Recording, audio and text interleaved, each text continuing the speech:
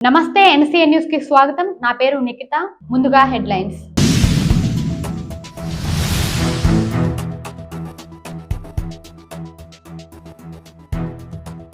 సచివాలయ ఉద్యోగుల బాధ్యత కలిగి పారదర్శకంగా విధులు చేపట్టాలి. మంత్రి చెల్లబోయిన వేణుగోపాల్ కృష్ణ.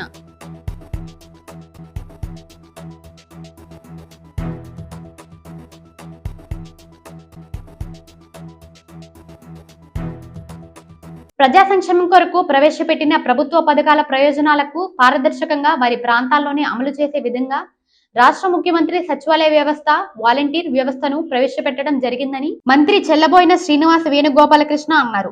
ధవళేశ్వరం జక్కంపూడి సీతారత్నం మెమోరియల్ కళ్యాణ మండపంలో నిర్వహించిన రాజమహేంద్రవరం రూరల్ నియోజకవర్గంలో అమలు చేస్తున్న ప్రభుత్వం అభివృద్ధి సంక్షేమ కార్యక్రమాలపై సచివాలయ సిబ్బందితో ఏర్పాటు చేసిన సమీక్ష సమావేశానికి ముఖ్య అతిథిగా మంత్రి వేణుగోపాలకృష్ణ పాల్గొన్నారు. ఈ సందర్భంగా ఆయన మాట్లాడుతూ రాష్ట్ర ముఖ్యమంత్రి వైఎస్ జగన్మోహన్ రెడ్డి అర్హులైన ప్రతి ఒక్కరికి సంక్షేమ పథకాలు ప్రయోజనాలను ఏ కార్యాలయాల చుట్టూ తిరగకుండా వారి గ్రామంలోనే అందించే విధంగా సచివాలయ వ్యవస్థను పెట్టడం జరిగిందని పేర్కొన్నారు.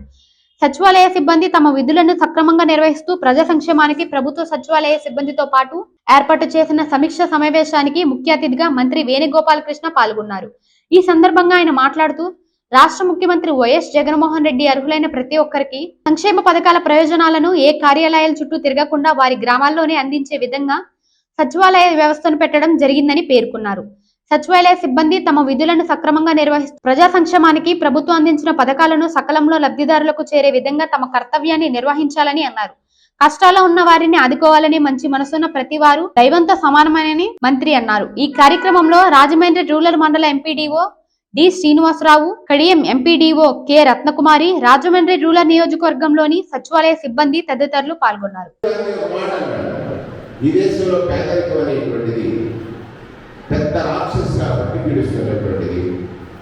కేంద్రం నుంచి 1 లక్ష రూపాయల నిధులు పంపిస్తే గ్రామానికి చేరేది 15 వేలే.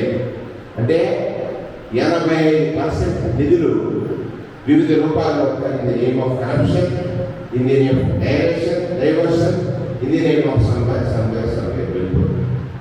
అంటే ఎప్పుడు ఈ గ్రామాలు 15% బాగుపడతాయి, ఎప్పుడు ఈ గ్రామాల్లో ఉన్నటువంటి ప్రజలకు మంచి జరుగుతుంది, జరగట్లేదని చెప్పింది సాక్షాత్తు ఈ దేశాన్ని పాలించినటువంటి మాజీ ప్రధాని రాజీవ్ గాంధీ అనేటువంటి మీ అందరికీ తెలియాల్సినటువంటి తెలుసు. మీ అందరు పిల్లలంతా యూట్యూబ్ యోగంలో ఉన్నారు కాబట్టి ఒకసారి అన్ని కొట్టి చూడండి. మీ మంత్రి గారు ఎందుకు చెబుతున్నటువంటి చాలా మంది పొలిటీషియన్స్ దీని మీద అవగాహన ఉండదు. నేను చూశాను జిల్లా పరిషత్ చైర్మన్ అయిన తర్వాత నేను రోజు గాంధీజీకి గార్డెన్ చేసేవాడు. గాంధీజీ విగ్రహం ఉంటుంది, రామచంద్రపురంలో ఉంటుంది, మా శ్రీని తెలుసు, హైదరాబాద్ తెలుసు. రోజు గాంధీజీకి విగ్రహాన్ని గార్డెన్ చేసి సీట్లో కూర్చునేవాడు. గాంధీజీ రాజీవ్ గాంధీ గ్రామ స్వరాజ్యాన్ని కోరుకున్నది గాంధీజీ అయితే దాన్ని అమలు చేయాలనుకున్నది రాజీవ్ గాంధీ అని. దాని తర్వాత రాజశేఖర రెడ్డి గారు 12 అంశాలు అమలు చేసిన క్రమంలో నేనేమో జిల్లా పరిషత్ చైర్మన్ అయ్యాను.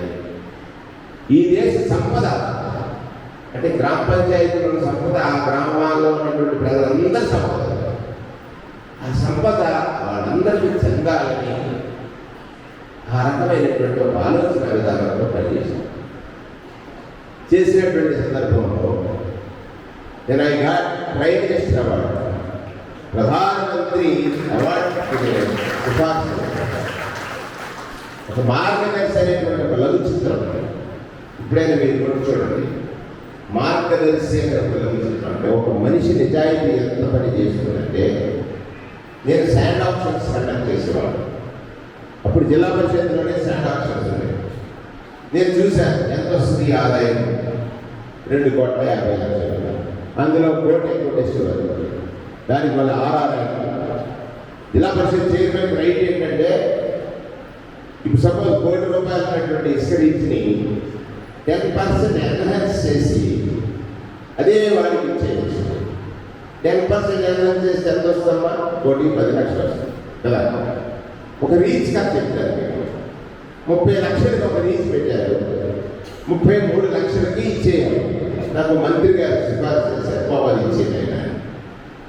నేను అందరూ ట్రాన్స్పరెంట్గా చేద్దాం సార్, దీనిలో మళ్ళీ ఎవరితో మనం ఎందుకు కామెంట్ చేస్తాం? నాకు ఆశ లేదు. నాకు ఆశ తనకు 3 లక్షలకి వాళ్ళకి 3-4 నాకు వస్తారు. అది లేదు. అది 30 లక్షలు రీచ్ నేను దానికి లొంగకపోతే ఎంత వచ్చిందో తెలుసారా? 1,30 లక్షలు వచ్చింది ఒక్క రీచ్. 2.5 కోట్లు వచ్చేటువంటి ఇసుక రీచ్ల ఆదాయం ఎంత వచ్చిందో తెలుసమ్మా? 34 కోట్లు వచ్చింది. 34 కోట్లు. ఇసుకలో బంగారం అని ఈనాడు పేపర్లో రాశారు. ఇసుక నుంచి అక్షర లక్షలు సృష్టించినటువంటి వేలు అనేటువంటిది పేపర్లో రాశారు. నేనేం చేశానో తెలుసా? హై స్కూల్స్కి వెళ్ళారు.